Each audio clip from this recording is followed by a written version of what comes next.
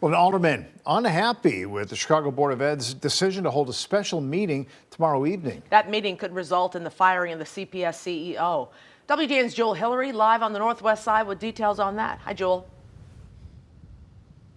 Hi, good evening, Micah and Ray. So to our knowledge, Friday's Chicago School Board meeting is still set to take place tomorrow night.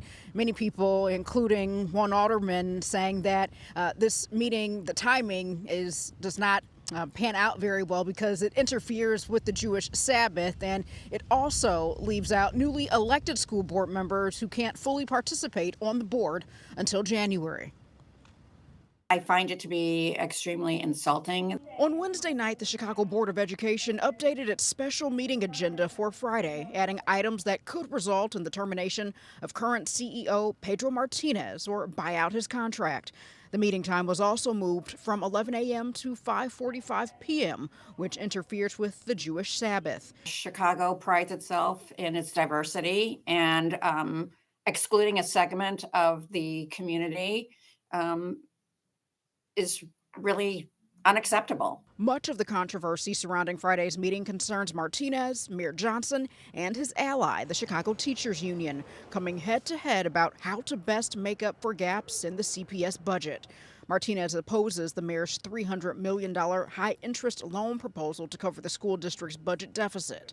In September, Mayor Johnson reportedly asked Martinez to resign, but Martinez refused. I think he's been great to work with. His staff has been accessible, responsive. We've worked very well together. I think very highly of him. On Thursday morning, Martinez participated in a celebration at Luther Burbank Elementary School with Secretary of State Alexi Giannoulias. I will just tell you, I haven't heard anything bad about Pedro. Again, it's the mayor's decision. He's a good leader. Along with Friday's meeting taking place during the Sabbath, Alderman Silverstein criticizes the timing, saying it should wait until recently elected board members can participate versus just the current members who Mayor Johnson picked in October. There was a big election.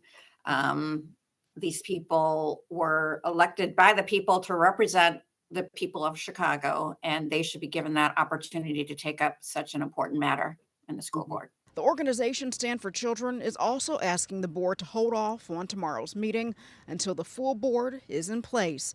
They say this is yet another move in a series of unprecedented political acrobatics this administration has gone through in a quest to sideline the best interests of students and the stability of our schools. According to Friday's agenda, board members can vote on Martinez's future with CPS tomorrow or wait until another board meeting. If Martinez is let go without cause, he can stay on the job for 180 days after his termination.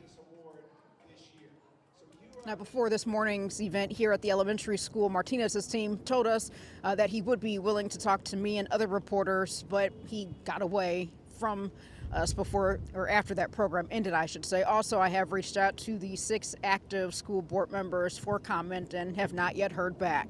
Reporting live on the Northwest Side, I'm Joel Hillary, WGN News. Thank you, Jewel.